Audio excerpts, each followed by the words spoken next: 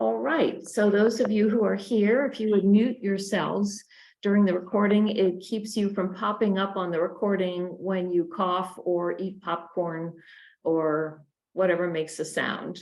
I'm really grateful for the opportunity to share this time with you as together we explore the topic of racism in America, the history we didn't learn in school. A little bit of background about me. I grew up in Wilmington, Delaware, graduating from Mount Pleasant Public High School before I went on to earn a Bachelor of Arts degree in political science at Mount Holyoke College. My 27-year career with the DuPont Company culminated with the spinoff of its medical X-ray business via a leveraged buyout that created a company called Sterling Diagnostic Imaging, of which I was its first president. I'm especially proud of the long-term R&D investment by my business that developed a selenium array for image capture that is now at the heart of virtually every mammography machine in use in the United States. I grew up in a virtually all-white environment. Until I graduated from high school, the only Black person I knew was our mailman, Mr. Brown. Then two significant events occurred. My summer job that year, taking the first Delaware state census, had me going door to door throughout the city of Wilmington, Delaware, conversing with hundreds of people who didn't look like me. That fall, I found myself on a multiracial campus at the height of the Civil Rights Movement, 1963 to 1967. These experiences launched a journey that has continued to this day.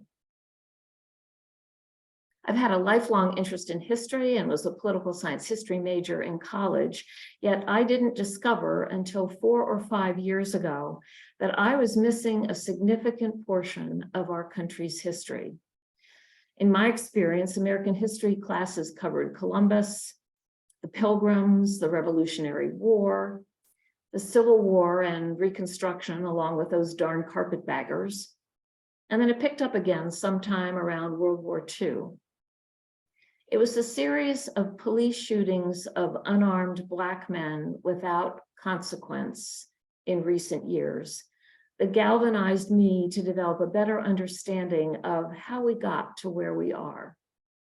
What I learned is that much of the racial turmoil in our country today can be traced directly to elements of our history, even before the founding of the United States.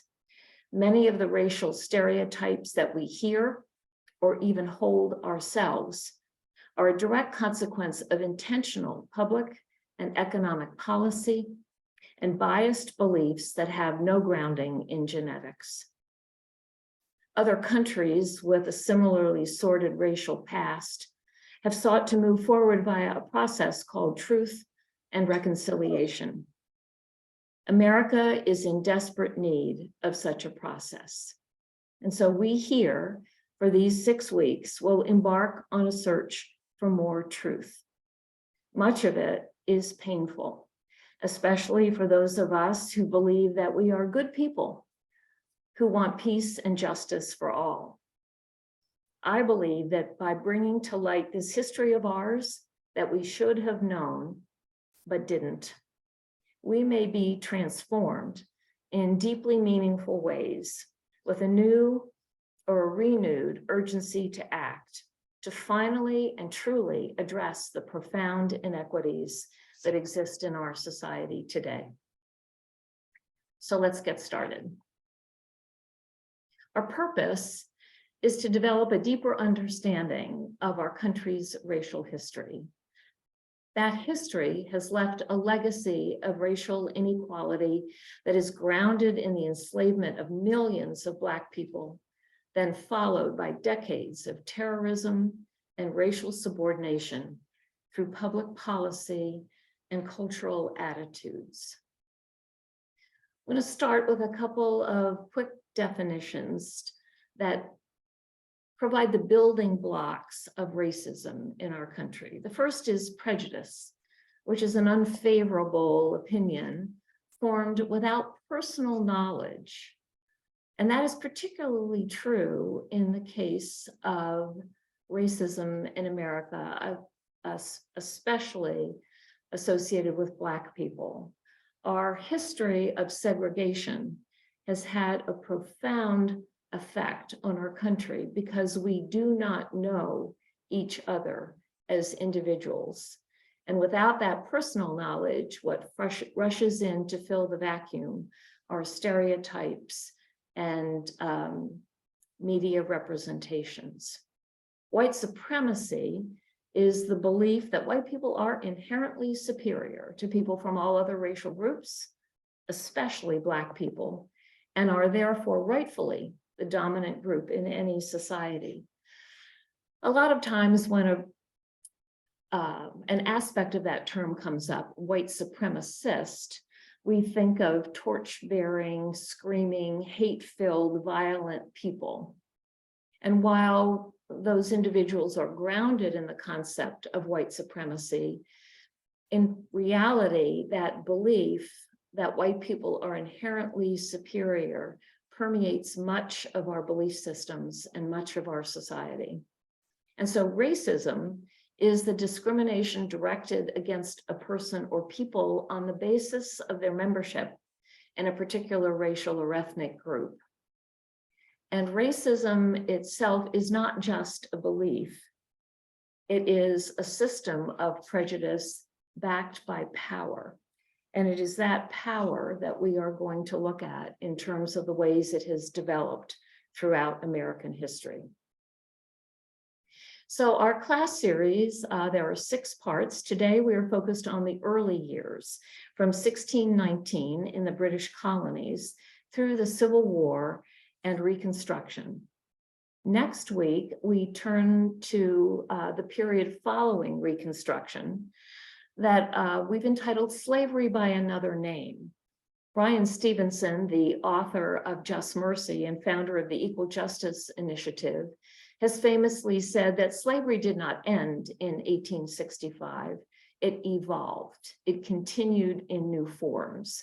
And next week, we will be looking at that time period. Our third class moves to the 20th century, and we will focus on public policy and the civil rights movement and the impact that those have on our society today. Then we will look at mass incarceration and the war on drugs and voter suppression from the beginning and the ways that has evolved to the current state. Our 6th class is a bit different because it is designed to say, if indeed we have learned new things about our history, about its progression, about the ways in which it has led to today's circumstances, and we believe that these are unjust and need action, the question is, for each of us, where do we go from here? So we begin. We're standing on a point of land in the colony of Virginia. It is called Point Comfort. It is a hot summer day in 1619, August 20th, and we're looking east toward Africa when we see a ship appear on the horizon. It is the White Lion, an English privateer ship, and it has had a difficult crossing and is in need of resupply. The colonists seek to help resupply the ship, providing provisions and repairs and supplies. And in payment for their efforts, they are given 20+ kidnapped Angolans. These people were captives removed from a Portuguese slave ship in the midst of the Atlantic, and they have come ashore as cargo on the White Lion. And this marks the first point at which Africans set foot in the British colonies that will become the United States. At the time, tobacco is the primary crop in the Virginia colony. And it is a difficult crop because it's very hard on the soil. It is hard to replant tobacco year after year after year in the same plot of land because the nutrients are depleted. And so the tobacco cultivation drives a westward expansion. And the colonists took all the land that they needed from Native Americans, but they required workers to do the job of managing the crops. And they quickly learned that the Native Americans were not the ideal candidates to be the workforce. And so their initial approach was a system of indentured servitude, where they would recruit 4 Europeans from Western or Central Europe to come to the colonies under contract. And that contract typically was a 7-year duration, where the indentured servant would work for that period of time at no compensation, pretty much room and board. And at the end of the 7 years, they would be given their freedom and a plot of land so that they could establish themselves independently in the colonies. And so in the midst of that agricultural workforce situation, the transatlantic African slave trade began bringing more and more and more Africans to the colonies. There were 6 countries that were the preeminent slave traders in the transatlantic trade: Portugal, Great Britain, Spain, France, Holland, and Denmark. And they brought ship after ship after ship of kidnapped Africans to the colonies. This is a schematic of a slave ship that would have undertaken this transport for what was called the Middle Passage. During this period of time of the transatlantic slave trade, more than 20 million Africans were kidnapped from their homes, and they were marched or otherwise transported to the coast to be loaded on board a slave ship. Just that transport to the coast was dangerous enough. Nearly 50% of the kidnapped Africans died before they ever reached the coast. And so in total, about 10.7 million kidnapped Africans were transported by ship. When they reached the coast, they were branded with hot irons and they were restrained with shackles. This schematic of the ship shows that their living quarters were often a deck within the ship that had less than 5 feet of headroom. And throughout a large portion of the deck, sleeping shelves cut this limited amount of headroom in half. Lack of standing headroom was the least of their problems, though, with 300 to 400 people packed in a tiny area, an area with little ventilation, and in some cases, not even enough space to place buckets for human waste. Disease was rampant. So that the largest possible cargo might be carried, as you see on the bottom schematic, the captives were wedged below decks, chained to low-lying platforms stacked in tiers, with an average individual space allotment of 6 feet long, 16 inches wide, and perhaps 3 feet high. Unable to stand erect or turn over, many slaves died in this position. In fact, on this Middle Passage, which is described as such because it is the 3-part route that began in Western Europe, went to Africa, then to the New World, and then back to Europe with different cargoes on each of the legs. This Middle Passage could take anywhere from 21 to 90 days to get from Africa to the New World. It's difficult to comprehend being held in these conditions for that amount of time.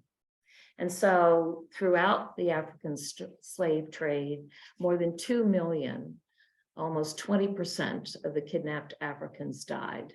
And there are many logs, stories describing the sharks that used to follow these slave ships waiting for the bodies to be thrown overboard. Hardly passengers, clearly cargo. Now, initially, when they arrived, many of these Africans were treated like European workers. After all, the system that was in place was that of an indentured servant. And so the early years, the Africans undertook the same kind of indentured servitude. And so that's why you will read stories of Africans gaining their freedom, acquiring land, and in some cases, even owning slaves themselves. But as more and more Africans began to arrive, a differentiation occurred between the Western and Central European indentured servants and the Africans. To begin with, the Europeans were covered by English common law, but the Africans were not. Further, the church had mandated that all Christians must be treated as free people. But the Africans who were arriving were not Christian. And so they began to assume a different category, and the colonists were not required to treat them as free. In fact, even when they converted to Christianity, the Africans were not protected by the church's position on Christians. So more and more of these ships kept arriving. And as time went on, the colonies began to legalize, to write into law, the institution of slavery.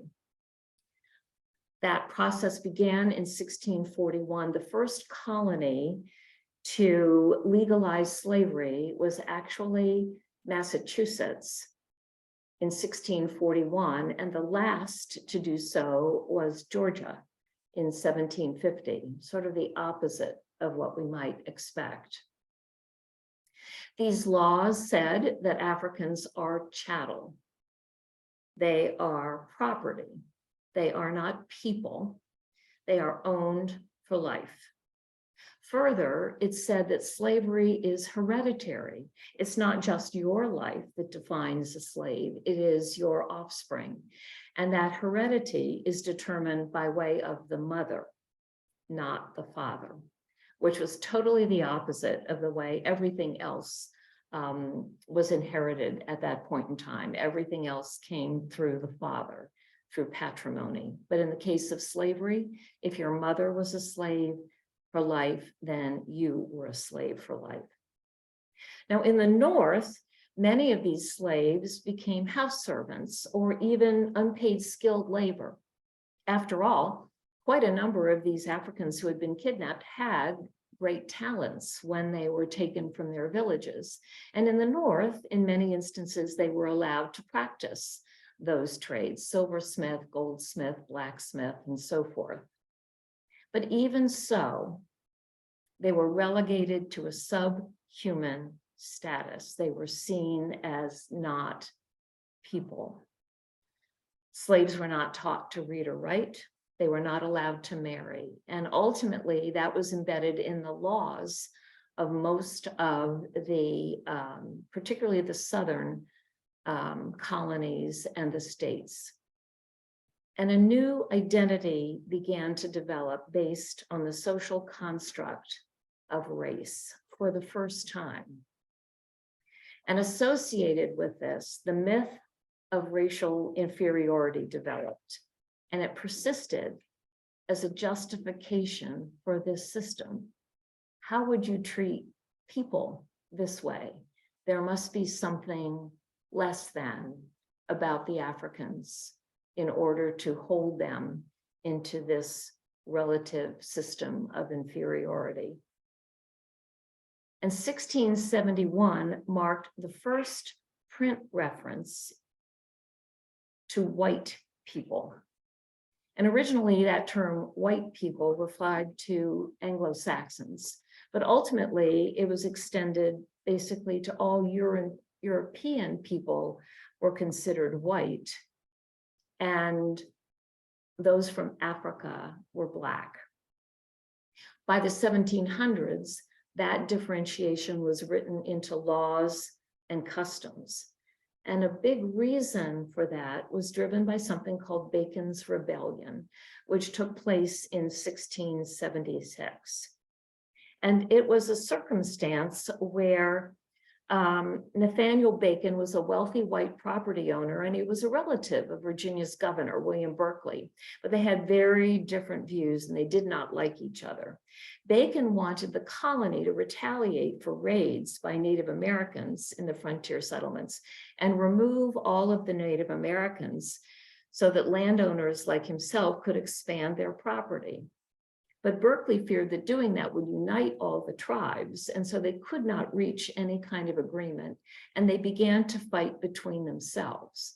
And in that battle, Bacon recruited not just Africans, but the indentured white servants. And so you had this alliance of poor white and enslaved Black people fighting against the government of Virginia. And ultimately, that rebel army, if you will, burned the city of Jamestown to the ground. And this action of seeing the united poor whites and the Black slaves created such concern among the white landowners that they began the process of driving a wedge between the white indentured servants and the Africans. And so that they could not see that they had common interests and common goals. And they began to write laws that meant that the white indentured servants had certain privileges that the Blacks, the Africans, did not. And it began that sense of, I may be poor and white, but at least I'm not Black, which is clearly at the heart of many of the issues that exist even today, as we see people voting against their own self-interest strictly on the basis of race. So slavery began to shift at this point in time, and the northern colonies and states began to abolish slavery. It was not as efficient a system in the North, which was not agricultural in nature, and it was less socially accepted. And so that North-South divide began to appear. And so we come to the time of the drafting and ratification of the United States Constitution and the founding of the United States. There was a difference of viewpoint between the northern and the southern colonies, because the southern colonies wanted their slaves counted in terms of determining representation in Congress, because that would have given them more representatives. The North clearly did not want that to be the case. And so a compromise was worked out whereby in the United States Constitution is ratified, a slave counts as 3/5 of a person. Native Americans counted as 0. In fact, there's only one place in our founding documents where Native Americans are referred to, and that's in the Declaration of Independence, where they are described as merciless Indian savages. Even further, in the Constitution is written the Fugitive Slave Clause that says that no person enslaved would be released from slavery, even if they escaped to a free state. And so once a slave, always a slave.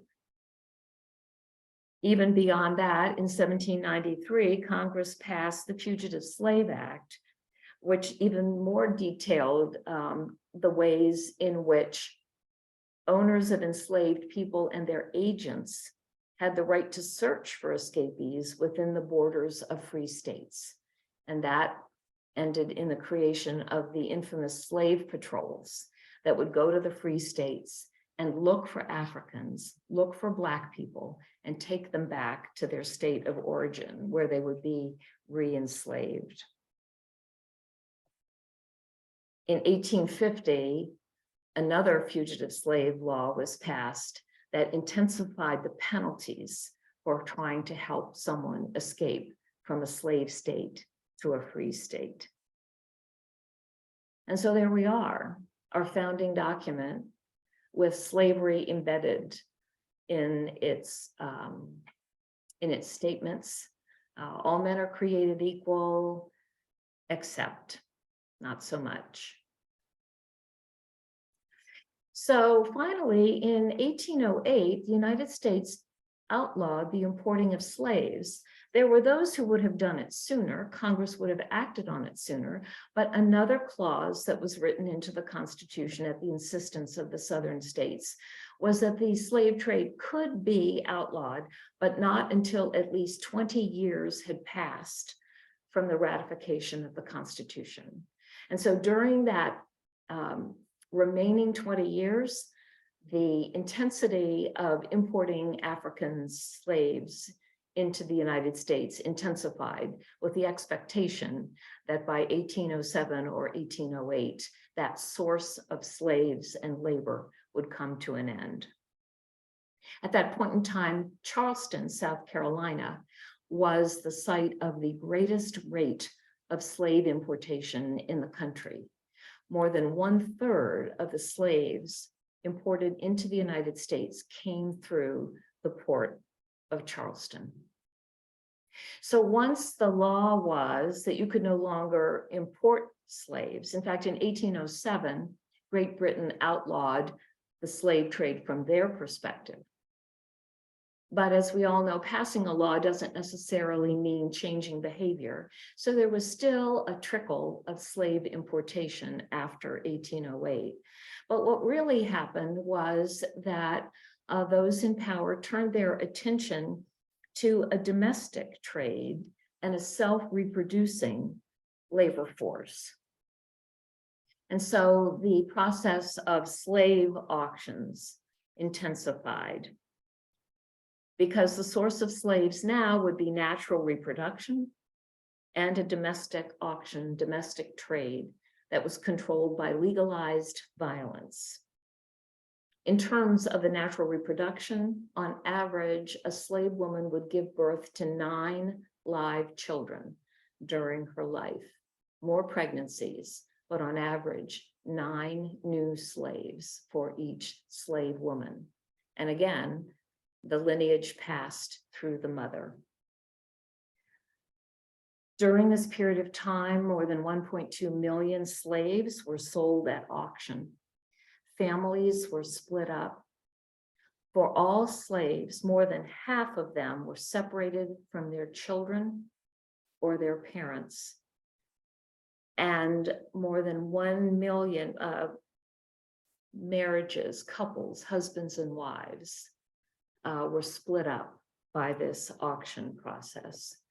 And it was a significant movement from what was called the Upper South to the Lower South, South Carolina, Georgia, Florida, Alabama, Mississippi, Louisiana, and Texas, where the primary crop was rice, and the treatment of the slaves was even more horrific than it was in the northern southern states, if you will. And that migration of slaves into those lower southern states resulted in those states achieving 1/3 more seats in Congress than they had had before the auction and the transport of slaves. Here's an example of a slave auction advertisement. The Great Negro Mart in Memphis. For sale, a general assortment of Negroes. A heartbreaking representation of a particular auction is for sale. Mary Jane, about 11, Martha, about 10, Louisa, about 7, Priscilla, about 9, all children of Judy. Imagine being Judy. And the dates say about because slaves didn't have birth certificates. Their births were not recorded in any legal fashion because they weren't really quite people and did not need to be recorded in that way.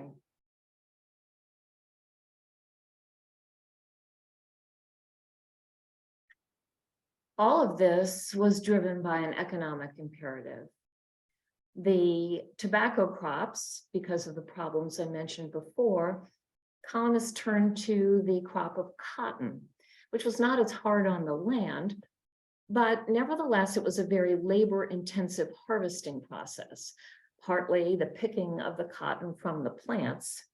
And you've probably all seen images of slaves with big bags around their necks, bent over, picking the cotton. But the more labor-intensive part was separating out the split pieces of the boll from the fiber itself, so that the fiber could be turned into fabric. And so there was a self-limiting, if you will, limit to the amount of cotton that could be picked and processed, until in 1793, Eli Whitney invented the cotton gin that mechanized that separation process, and the demand for cotton exploded. And by the 1800s, cotton was America's leading export. So during all of this time, the stress and the struggle between the northern states and the southern states, and slaveholding states and non-slaving holding states, and the abolition movement led to increasing tension between the North and South. And so there were a number of actions taken by Congress at that point. The first was the Missouri Compromise in 1820. Excuse me. Missouri wanted to be admitted to the United States, but there was a strong desire to keep a balance between slaveholding and non-slaveholding states. And so to maintain that balance and admit Missouri, a portion of Massachusetts was carved out and became the state of Maine. And so Missouri was admitted as a slave state, and Maine was admitted as a free state. And at the same time, the latitude of 36°30 was specified for the United States, that no slaveholding states would be admitted north of that line. And that law held with a tenuous grip until 1854, when Congress passed the Kansas-Nebraska Act. Settlers wanted to move into Nebraska, but the area had to be organized, at least as a territory, because they couldn't claim the land unless it were. And so Nebraska wanted to be made into a territory, and Stephen Douglas proposed that a southern state be added, Kansas, as a slaveholding state. But the way the law was written, it allowed each of Nebraska and Kansas to decide by popular sovereignty whether or not they would allow slaveholding. And when that law was passed, it repealed the Missouri Compromise because Nebraska was north of that latitude. And the consequences of that act irrevocably split the Whig Party.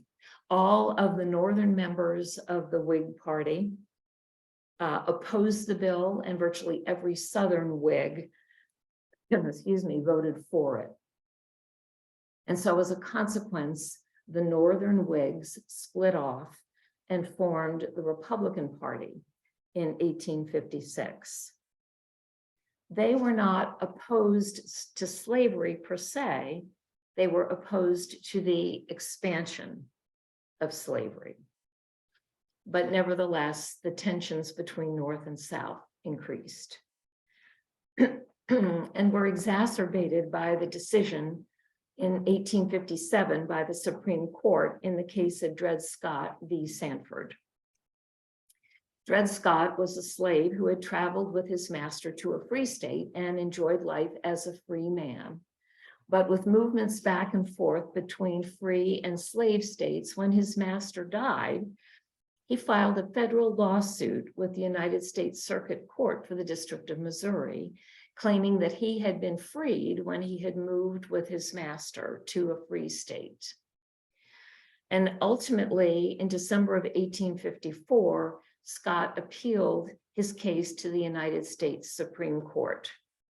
The trial didn't begin until February of 1856, and there were powerful forces lined up on the pro and con side of the decision for Dred Scott. And ultimately, in 1857, the Supreme Court handed down the decision written by Chief Justice Roger Taney. And he has become widely known for making what many at the time said was the worst decision ever issued by the Supreme Court. I would contend there have been some other more recent ones that could contend for that status. But in any case, he wrote in the majority decision, in the opinion of the court, the legislation and histories of the time, and the language used in the Declaration of Independence show that neither the class of persons that had been imported as slaves, nor their descendants, whether they had become free or not, were then acknowledged as part of the people in We the People, nor intended to be included in the general words used in that memorable instrument. They had, for more than a century before, been regarded as beings of an inferior order and altogether unfit to associate with the white race, either in social or political relations, and so far inferior that they had no rights, which the white man was bound to respect, and that the Negro might justly and lawfully be reduced to slavery for his benefit. So, the law of the land. And by 1860, with the population and the impact of slavery, 80% of the US GDP was tied to slavery. Its economic value estimated to be $3.5 billion, more than the invested value of railroads, factories, and banks put together at that point in time. And so the conflict began to come to a head. In the election of 1860, Abraham Lincoln was elected president with 1.8 million votes. He had 3 opponents, and his 3 opponents collected a total of 2.8 million votes. But Lincoln won and was named president. And within 3 months, 7 southern states seceded, followed by 4 more, followed by Missouri and Kentucky. There was a myth that the Civil War was not caused by slavery.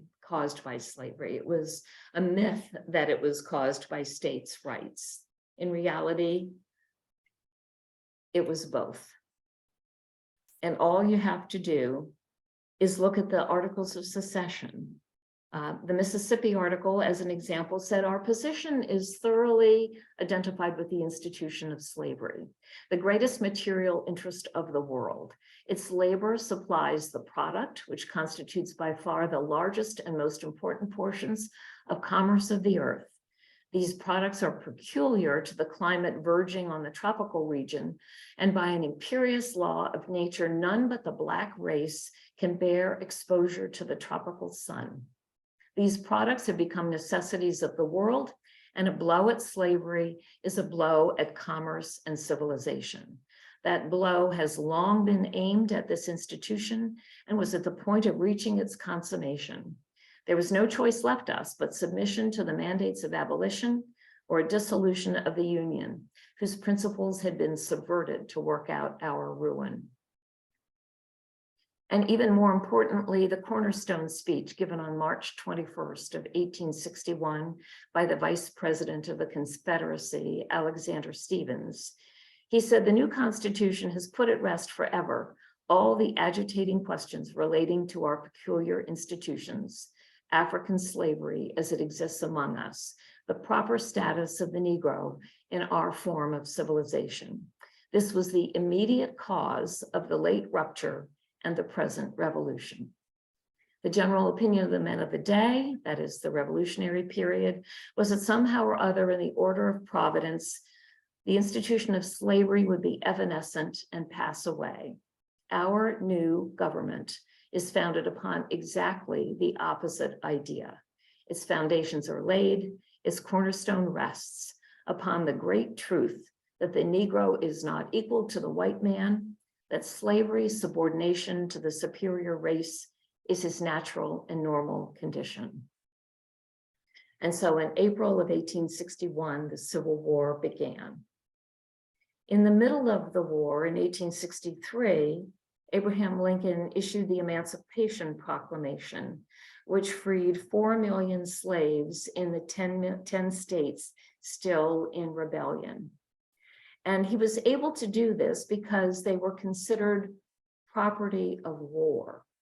So it was not a philosophical issue. It was the rules of war is that you have the ability to take action against the property of those with whom you are at war. And so the slaves were not freed in Missouri, Kentucky, Maryland, or Delaware, the border states, but only in those southern states still in rebellion. And it deprived the South of much of the manpower that it needed to continue to proceed with the war effort. And so ultimately in 1865, General Lee surrendered to General Grant at Appomattox, and the war came to an end, with more than 620,000 people dead and more than 1.5 million casualties, a horrific price to pay. And so began the period of Reconstruction. In 1865, Congress ratified the 13th Amendment. Congress passed the 13th Amendment. It was ratified by the states later that year. In fact, the 13th Amendment was passed by Congress in January and was ratified on December 6th of 1865. But all the states were not on board. In fact, where I live, the state of Delaware didn't get around to ratifying the 13th Amendment until 1901. Kentucky took a bit longer, and the state of Kentucky ratified the 13th Amendment in 1976. And Mississippi, about which we will hear a great deal more, Mississippi ratified the 13th Amendment in 2013. So imagine being a Black person living in the state of Mississippi, knowing that your government has not ratified the abolition of slavery. And as you'll note, there's an asterisk next to that because there's a loophole in the 13th Amendment, and it is something we will discuss in much greater detail next week. At that same time in 1865, the Freedmen's Bureau was established, and it assumed custody of all of the abandoned and confiscated lands. And part of its job was to redistribute some of this land to the newly freed slaves so that they could attain a level of economic independence. It also was designed to oversee relief and educational activities. But in that same year, 1865, the Ku Klux Klan was founded in Pulaski, Tennessee. And the period of 1865 to 1866 marked a lot of actions by Andrew Johnson, who was the epitome of the opposite of Abraham Lincoln. Johnson opposed Black voting rights, he supported white supremacy, and he pardoned 7,000 secessionists, rescinded the land grants that were made to those formerly enslaved, and so instituted the economic agricultural system of sharecropping. And in Memphis that year, enormous violence broke out, supported by President Johnson, and it began to spread to the other parts of the country, including New Orleans, where whites fired on and police attacked Black marchers. Confederate supporters at that point could not vote or hold office, and so the Republicans won a landslide congressional victory. And in 1867, Congress passed the Reconstruction Acts that created 5 military districts in those 10 southern states to oversee the implementation of the 13th and then ultimately the 14th and 15th amendments as they were ratified. The 14th Amendment provided citizenship to Blacks and said that they were to be governed by due process. And the 15th Amendment, ratified in 1870, does not assertively provide the right to vote. It says that vote can't be denied based on race, color, or condition of previous servitude. And so a pivotal time period in terms of the end of slavery. But in 1872, Congress began to weary of the continuing conflict between the North and the South. And so it passed the Amnesty Act and returned full civil rights to Confederate leaders. These were people who expected to be jailed, if not executed, for treason, but instead, Congress pardoned all but the top 500 Confederate leaders and restored their eligibility for public office. At the same time, violence against Black people seeking to vote intensified, and at the election of 1876, Black voters were brutally targeted on election day to keep them from the polls, to keep them from being able to vote. And the result of the 1876 election was particularly intriguing because the Democratic candidate, Governor Samuel J. Tilden of New York, had carried a majority of the popular vote and had 184 of the 185 electoral votes he needed to be declared president. But the 19 votes from 3 ex-Confederate states that Republicans still controlled, Florida, Louisiana, and South Carolina, were in dispute. According to the Democratic majorities there, corrupt returning boards had returned bad information about the votes. And so the Democrats sent their own electors to Congress, along with the winners based on the popular vote that had been sent by the Republicans. Sound familiar? Well, there was a Congress split between a Democratic House and a Republican Senate, and they came up with a compromise where Congress created an unprecedented and as yet unreplicated Federal Electoral Commission that consisted of 15 members of Congress and the Supreme Court, and had them decide which way the electoral votes were to be awarded.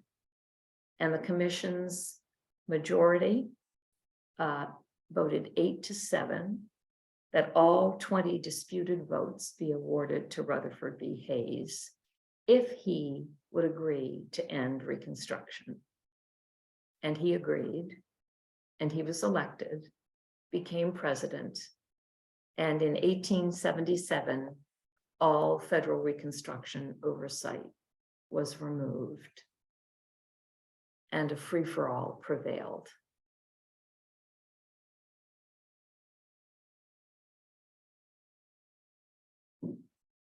I know we're at the end of our scheduled time. We had a bit of a difficulty getting started. For those of you who might need to leave, I understand. For the others, if you have any questions or comments, would like to participate in discussion, that would be great. You might use the raise hand button, or you might simply turn off your mute button if you have a comment or a question.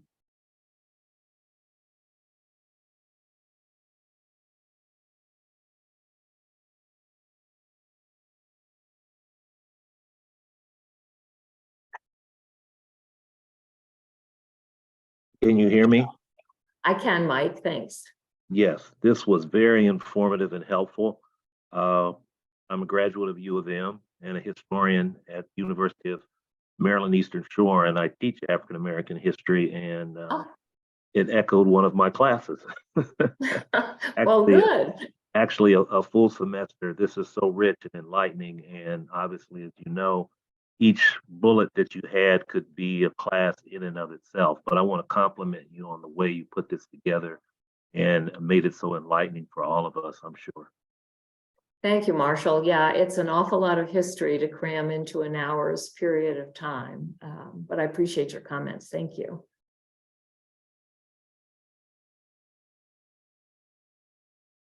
I have a feeling we had some time zone issues or something with this class. I'm not quite sure. There were 18 people signed up. And I think when we got to 3 minutes past 4, it was Margaret and Liz and I. So we're glad to see that more people have been able to join. We did agree that we would go ahead and record this session so that if there are people interested in participating in the full series, we will send out the link to this recording so that people would have an opportunity to catch up with this information before we move to week 2. Anyone else?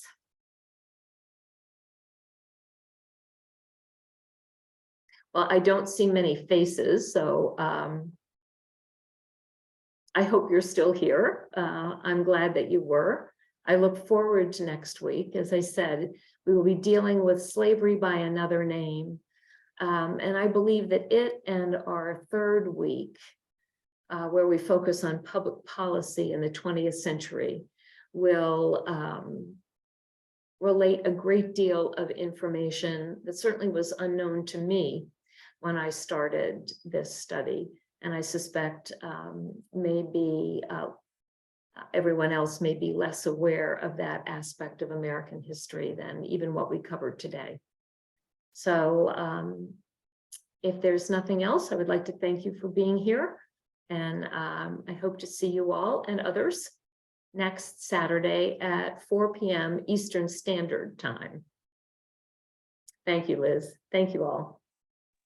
Thank you See very you much. next week. Thank you, Margaret. Thank you.